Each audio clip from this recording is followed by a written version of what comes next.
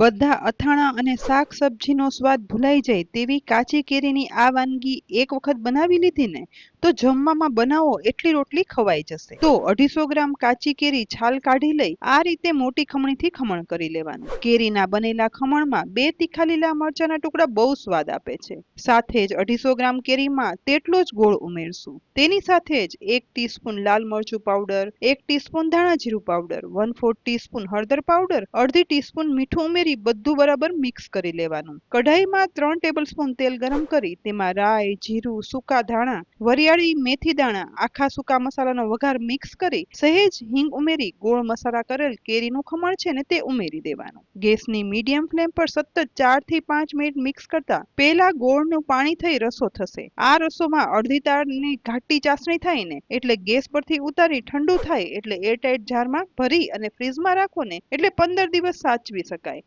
અને પછી રોટલી, પરોઠા, ભાખરી, થેપલા સાથે પીરસો ને એટલે શાક અથાણાની પણ જરૂર નહીં પડે।